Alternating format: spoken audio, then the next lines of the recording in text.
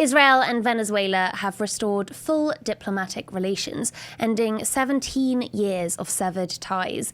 The two countries broke off relations in 2009 when the late Hugo Chavez expelled Israel's ambassador over the war in Gaza. For years afterwards, Venezuela was one of Israel's fiercest critics in the Americas and a close ally of Iran and the Palestinians. So what changed? Well, in January, US forces seized Venezuela's president, Nicolas Maduro, in a military raid and flew him to New York to face trial. US President Donald Trump declared the United States would run Venezuela. The US framed all of this as freeing Venezuelans from a narco-dictatorship. Yet the new leadership, Maduro's Vice President Delcy Rodriguez, has no fresh democratic mandate nor given any timeline for an upcoming election. Meanwhile, Venezuela's oil, the largest reserves on the planet, is being opened up to American companies. Worth noting, one of the biggest financial winners from the US takeover of Venezuela is Paul Singer's Elliott Management, an APAC donor positioned to profit from a fire sale of Venezuelan oil assets. So the Israel story and the oil story may not be entirely separate. Under Trump and a compliant new government, Venezuela has swung sharply towards both Washington and Israel. And it is not alone. Across Latin America, a wave of new right-wing governments is rushing to embrace Israel, even as its warfare in Gaza and the West Bank continues. This week, neighboring Colombia recognized Israeli control over the occupied Golan Heights. Honduras has also restored its ambassador. Israeli officials are calling 2026 the year of Latin America. To help us understand what's driving this and update us on what's happened to Venezuela since US intervention, I'm joined now by social scientist and journalist Joseph Bouchard. Joseph, welcome to MEE Live. So Venezuela spent nearly 2 decades as one of Israel's fiercest critics in the region. How significant is this that this has happened? How significant is it that this has flipped and that it has flipped so fast? It's quite significant. As you mentioned, Venezuela used to be actually the most important ally of Iran and the Palestinians for decades under Hugo Chavez and Maduro, and then has since flipped its position entirely, did a 180 according to Israel's government on Israel, where it now not only recognizes its diplomatic relationship with Israel, but also welcomed the Mossad directly into the Miraflores Palace a couple weeks ago. And Israel was leading the humanitarian rescue mission after twin earthquakes struck Caracas. And you've seen really this reversal where also, even though Venezuela under Delcy Rodriguez has continued technically its diplomatic relationship with both the Palestinian Authority and Iran, and even had meetings to this effect recently, they've really not kept its position. It used to be, for example, under Chavez, that Venezuela was supportive of Iran developing a nuclear weapon and defensive posturing, when it was even using reportedly sort of Iran's plans or strategy or know-how to build its own nuclear program. And now we're expecting, under this US-backed puppet regime, that Venezuela take more distance from Iran and Palestine and work a lot more closely with Israel, probably expected to buy Israeli surveillance technology, for example, Israeli weaponry, collaborate with Mossad on intelligence, and perhaps use it to locate Iranian intelligence agents and proxy agents and try to go after them. For example, there were plots by Milei's governments against Iranian and proxy agents recently. So I think this is quite significant, and we're seeing Venezuela go from the base of Iran and Palestine and their proxies in South America to now one of Israel's main allies. I mean, you mentioned there the earthquake, just for viewers.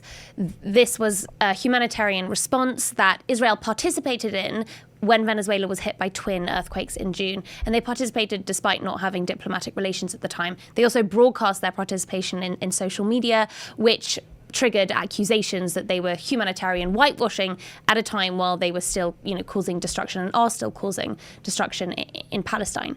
You also mentioned there talks of weapons sales from Israel. So is this shift that we're seeing towards Israel, which is happening not just in Venezuela, but other states in Latin America?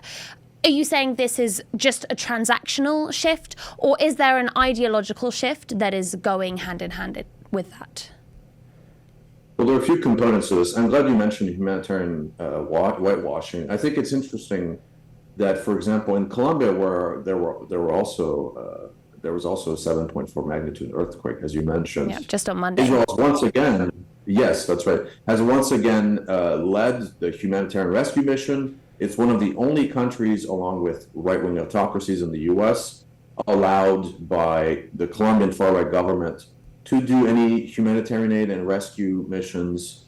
And it's embarked on this sort of mission to sort of turn the region away from Palestine and Iran, which it historically was, and a bastion for even the non-aligned movement and these kinds of pro-sovereignty movements and resistance movements, into now the majority of the governments of the region, which are right-wing governments at this point, backed by the U.S., recognize Israel, have diplomatic relationships with Israel. And I'm glad you mentioned weaponry and technology. I think this is an important angle. Now, by Israeli surveillance technology like Pegasus, the ousted Colombian left-wing president, Gustavo Petro, alleged that an Israeli cyber intelligence company was behind the rigging of the election in favor of the pro-Israel candidate by deploying 500,000 disinformation bots. And there is credible evidence to point this out. And you saw weeks before the election, social media flooded with disinformation about, for example, how Abelardo La Espriella, who's the new president, was supposedly going to implement universal health care, even though he's for privatization, these kinds of programs. And you even see this in supposedly left-wing governments, like in Brazil, the military police continues to buy Israeli weapons. Israeli snipers, for example, are used, much like it is in the West Bank and in Gaza, to kill civilians in the favelas and marginalized areas. And now most of the governments in their wars on drugs, I'm expecting them to buy more Israeli weapons, more Israeli technology, surveillance equipment, and these kinds of things. In the end game, it is ideological. We see a high correlation with this sort of approach or policy with right-wing, sort of pro-evangelical, pro-US autocratic governments. But it is also about material interests. Israel wants governments that will buy its weapons, buy its technology, supply them intelligence, and take their intelligence to go after Iranian agents and their proxies, and ultimately wants to basically kick these adversaries out of the region and make Latin America a pro-Israel region rather than either a non-Iran region or pro-Iran or pro-Palestine region, and use its presence in the region to go after these agents and their interests. For example, we saw, as I mentioned, Milei collaborating with Mossad and Israel intelligence to go after Iranian proxies. We saw the same thing against Hezbollah in Brazil. And so I'm expecting a lot more of this. And I think if you look at the way Israel and the United States right now talk about the region, we see that there's clearly a relationship with the rise of these right-wing governments and Israel's rising influence in the region.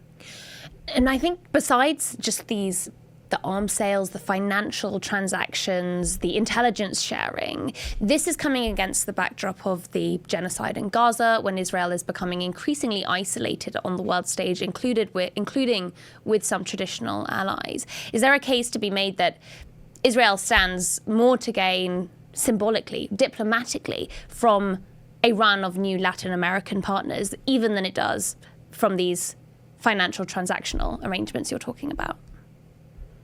Yes, you're right. It does make it seem like Israel is not isolated on the world stage, even though most Latin American citizens in most of these countries now recognize what has happened in Gaza as a genocide and do not support Israel. And there are lots of incidents in the last couple of years that indicate that there is a growing animosity against Israel.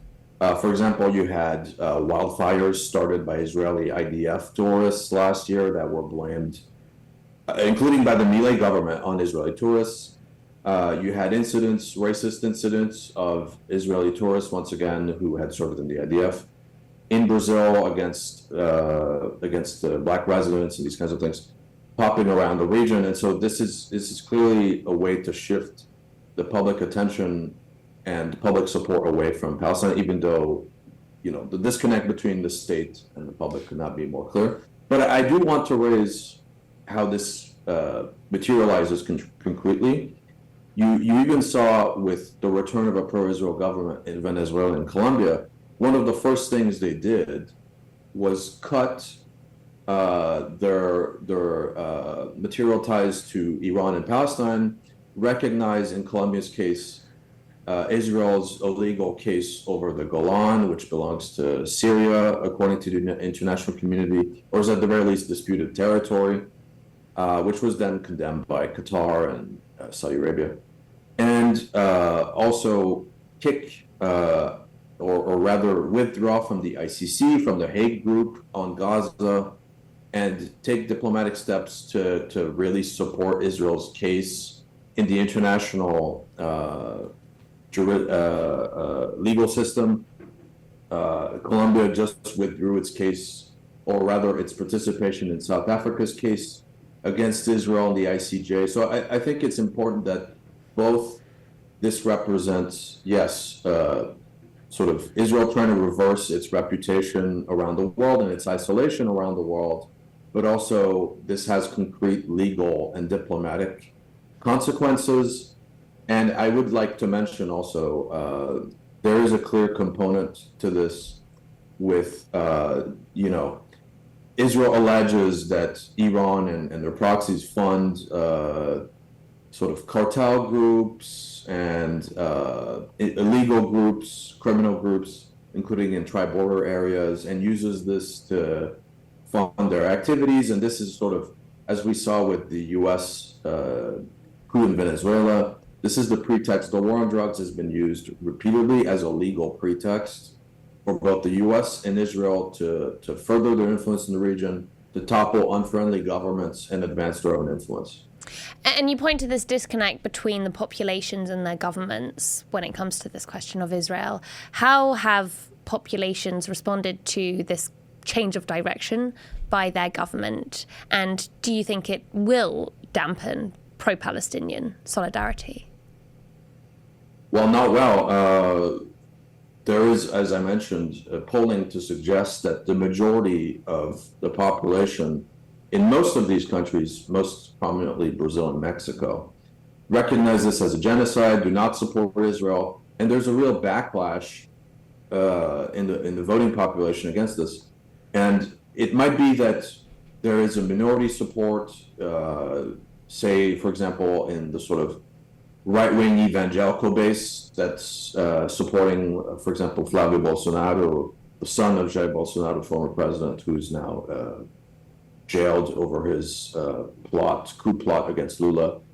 But this is not a majority of the population. Majority of the population is either outright supportive of Palestine and Palestinian self-determination and the peace process, or at the very least against what Israel is doing. But Israel wants to use the state to forcefully change that dynamic and to try to impose itself on the region. But I think in the long run, what we'll see is a backlash, and we'll see a return to governments, probably on the left, as it was during the Pink Tide, or as we're seeing with Lula and Sheinbaum, who radically now oppose Israel and support Palestinian self-determination, Palestinian liberation, have alliances with Iran, where in the past it might have been that they were willing to at least entertain a diplomatic relationship with Israel. But now, because of Israel's direct hand in coups, in rigging elections, in targeting dissidents, in using Latin America as an arena to go against its regional enemies, and to support autocrats that are beneficial to its regime and use it to sell weapons and all these things that are then used to commit genocide and other crimes. I think these governments that were previously amenable to Israel will now say, well, we don't want to do this anymore. This is bad for our sovereignty. This is bad for our interests. This is bad for the region. Let's reverse course. Now, if we turn to Trump's governance of Venezuela, over the last 7 months, Trump says that he runs Venezuela since the abduction of Maduro. Now, the US justified this seizure in part as acting in the interests of the Venezuelan people. Have ordinary Venezuelans' lives been materially impacted by this change, for better or worse? Definitely for worse. We're seeing the United States take the oil reserves of Venezuela, which are the largest in the world, and put them in bank accounts controlled by Trump and by Trump officials. We even saw the energy secretary visit recently, where he took home tons of gold. This is the kind of policy that the United States, even though it's used in narco-terrorism, election rigging, and these kinds of sort of quote unquote reasonable claims to topple Maduro and install pro-American regimes, this is really just about natural resources, controlling this important strategic territory, making the region into a pro-American bulwark. Venezuela for years had opposed a lot of American foreign policy in the region. Marco Rubio, for example, has this mission where he wants to turn every socialist government, whether that's Venezuela, Nicaragua, or Cuba, into pro-American governments through democratic or anti-democratic means, as we're seeing here. And I think Israel is not is involved in this directly, where we actually 1 week after the coup operation in January, the then Vice President and Minister of Foreign Affairs, Delcy Rodriguez, who's now president, said that there was involvement by the Israelis, that this is, as she said, an Israeli plot, and this is meant to support Israel's interests in the region.